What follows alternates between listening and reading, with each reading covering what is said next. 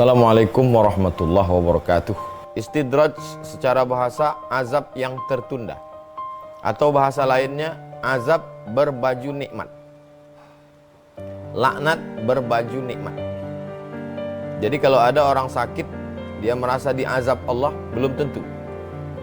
Karena sakit itu boleh jadi cara Allah menghapuskan dosa. Ketika ditanya, kenapa kamu bertobat?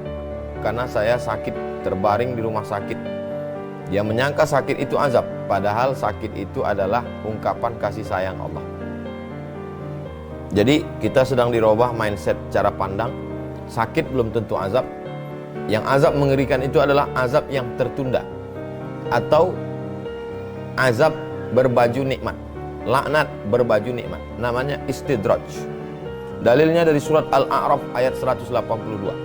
Sanastadrijuhum, kami akan jadikan istidraj dalam diri mereka.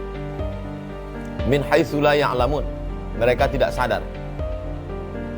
Kalau orang sakit dia sadar, orang yang bangkrut dia sadar. Kalau orang yang istidraj dia tidak sadar bahwa dia sedang dalam azab, bahwa dia sedang dalam laknat. Wa umli lahum, aku ulur kepada mereka. Ulur jabatannya tinggi terus, karirnya di kantor sukses terus, bisnisnya untung terus, umurnya panjang, istrinya sehat, anaknya sehat, badannya sehat, gak pernah sakit, prestasi. Inna kaidi matin, sesungguhnya tipu dayaku amat sangat kuat. Jadi dia sedang berada dalam tipu daya Allah Subhanahu wa taala. Wa makaru, mereka melakukan tipu daya, wa makarallah, tipu dayanya dibalas Allah. Wallahu khairul makirin, pembalasan Allah lebih hebat, lebih dahsyat lagi. Apakah Allah memberikan istidraj itu tanpa sebab? Gak ada angin, gak ada hujan, tiba-tiba kena istidraj? Tidak. Allah Maha Adil. Coba lihat di awal ayat surat Al-A'raf 182. Walladzina kadzabu bi ayatina, orang-orang yang mendustakan ayat-ayat kami. Ngaji hadir, tabligh akbar ikut, dekat dengan Habib, dengan dekat ulama oke. Tapi maksiat jalan terus, menganggap Allah lupa. Yukhadi'un Allah, mereka sedang menipu Allah. Wa huwa khadi'uhum, Allah lah yang sedang menipu mereka. Allah yang membalas tipuan mereka. Yukhadi'un Allah, mereka menyangka sedang menipu Allah. Allah sedang sibuk, Allah tidak tahu. Wa huwa khadi'uhum, Allah balas tipu muslihat mereka itu. Karena mereka mendustakan ayat-ayat Allah. Walladzina kadzabu bi ayatina, mendustakan ayat-ayat Allah. Kemudian sebab lainnya adalah An-An'am ayat 44. Falamma nasu ma dzukiru bihi, ketika mereka lalai, mereka lupa, mereka tidak mengingat lagi peringatan Al-Quran. Fatahna alaihim abwaaba kulli syai, kami bukakan pada mereka pintu-pintu semua. Pintu jabatan, pintu kekayaan, pintu prestasi, pintu keluarga, pintu sehat, pintu umur, pintu karir, pintu rezeki, pintu bisnis. Hatta idza, sampai masanya itu tiba kepada mereka, lalu kemudian Allah Subhanahu wa taala akhadnahum baghtah, kami cabut dalam keadaan terkaget, terkejut, tiba-tiba. Fa idzahum mublisun, ketika itu mereka dalam keadaan benar-benar putus asa. Ketika dibukakan Allah Subhanahu wa taala semua pintu kebaikan-kebaikan itu, mereka dalam keadaan bangga sambil sombong. Jangan bangga, bahagia, tapi sombong. Kita boleh bahagia, tapi jangan sombong. Bahagia kita menyertakan Allah. Alhamdulillah, Masya Allah, Tabarakallah. Mereka tidak. Ini hasil kerja saya, ini etos kerja saya, ini manajemen saya. Tidak ada campur tangan Tuhan di dalamnya. Akhadnahum, maka kami cabut dengan tiba-tiba, kata Allah Subhanahu wa taala.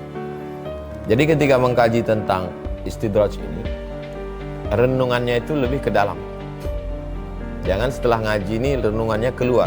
Jangan-jangan teman saya kena istidraj, jangan-jangan kakak saya kena istidraj. Bukan gitu, kita. Jangan-jangan saya ini kena istidraj. Kenapa rezeki saya lancar, saya nggak sholat tahajud? Kenapa umur saya panjang, saya kok nggak sedekah? Kenapa usaha saya berhasil, kenapa saya nggak bayar zakat? Kenapa bisnis saya sukses, tokcer, tapi saya tidak berkurban? Berarti saya termasuk orang yang fatahna alaihim abwaaba kulli syai, dibukakan Allah segala pintu kesuksesan. Hatta idza farihu bima utu. Lalu kemudian saya bahagia tapi sombong. Nah, jadi cepat kita ingat. Jadi kalau ada pengajian yang mengingatkan kita, lanjutkan. Saya sebagai ustadz tabligh akbar kesana kemari, saya mesti curiga dalam diri saya, ini jangan-jangan istidraj ini. Apakah dengan itu saya menjadi lebih angkuh, lebih sombong, merasa hebat, merasa ini karena saya? Jadi mesti merenung ke dalam. Ini ujian. Jangan sampai kita kena fatahna alaihim abwaaba kulli syai', dibukakan Allah, lalu muncul merasa aku, ego, saya, keakuan, anania, keanaan, kesayaan. Itulah pentingnya ada orang lain yang menasihati kita. Innallaha la yumli lidh-dhalim. Allah itu mengulur. Yumli artinya mengulur, seperti layang-layang diulur terus talinya makin tinggi, makin tinggi, makin tinggi, supaya nyangkutnya makin tinggi. Diulur rezekinya lancar, diulur umurnya, supaya makin banyak dosanya, supaya makin lama dia dalam neraka jahanam. Innallaha la yumli lidh-dhalim. Allah mengulur orang-orang yang zalim. Hatta idza akhadhahu lam yuflit. Sehingga ketika Allah menghukumnya, maka tidak ada lagi yang tersisa, langsung dicelupkan saja dalam azab Allah Subhanahu wa taala. Yang sebelumnya di dunia itu dia sudah dapat azab. Azabnya itu berada dalam nikmat Allah tapi tidak mensyukuri kepada pemberi nikmat, yaitu Allah. Itulah azabnya. Inilah azab yang paling mengerikan. Jadi azab yang mengerikan itu adalah jabatan yang tinggi, popularitas, kemasyhuran, kesuksesan dunia, tapi tidak menyertakan Allah di dalamnya. Makanya kita selalu diajarkan doa-doa, bismillahirrahmanirrahim, la haula wala quwata illa billah, hasbiyallah wa ni'mal wakil, ni'mal maula wa ni'man nasir. Bismillahirrahmanirrahim, la haula wala quwata illa billah. Kenapa kita selalu menyertakan Allah? Alhamdulillah, Masya Allah, Tabarakallah. Supaya jangan lupa, supaya cepat ingat, jangan sampai kita kena istidraj. Jadi yang melalaikan ini adalah sesuatu yang menyenangkan. Sehat melalaikan. Nikmatani maghbunun fihi ma katsirun minan nas. Ada dua nikmat yang banyak orang lalai di situ. Yang pertama as-sihah, waktu sehat. Yang kedua al-faragh, waktu kosong. Saya sehat karena saya rajin makan obat. Saya sehat karena saya rajin 4 sehat 5 sempurna. Saya sehat karena saya dokter. Saya sehat karena saya praktisi. Saya sehat karena saya terapis. Jadi kemudian lupa. Dibukakan Allah pintu-pintu kesehatan, kebaikan, kesuksesan. Lalu kemudian lupa. Makanya kalau kita ingatkan dia, kamu kok nggak sholat? Alah si Anu nggak pernah sholat, nggak pernah puasa, nggak pernah ngaji, mobilnya bagus, rezekinya lancar, jodohnya bagus, sudah punya anak, sudah banyak duit, gajinya, duitnya, bisnisnya. Ya, jadi rusak keimanan kita. Padahal orang yang kita jadikan sebagai model itu adalah orang yang sedang kena istidraj. Kan mengerikan sekali itu. Model contoh yang kita jadikan sebagai tokoh itu adalah orang-orang yang kena istidraj. Malah melecehkan habaib, melecehkan para ulama. Nah itu rajin sholat, rajin puasa, hidupnya susah.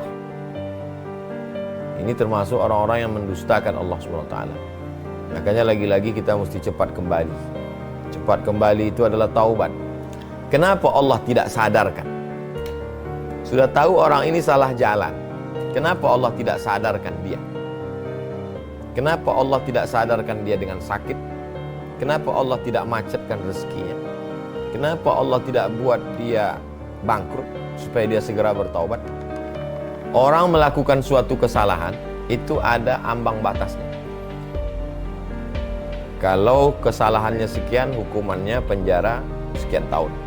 Kalau kesalahannya fatal, hukuman mati. Beda antara pemakai dengan pengedar narkoba. Jadi kalau orang yang sudah diingatkan, cepat dia ingat, itu langsung ditegur Allah SWT. Tapi ada yang sudah diingatkan berkali-kali. Bahkan di kantor dia yang menyusun jadwal pengajian, tapi kemudian dia juga yang melanggar itu, maka sesungguhnya dia sudah mempermainkan. maka dibalas Allah dengan hukuman yang sama. Sebagaimana dia mempermainkan hukum Allah, Allah pun permainkan juga dia. Itulah yang kita khawatirkan.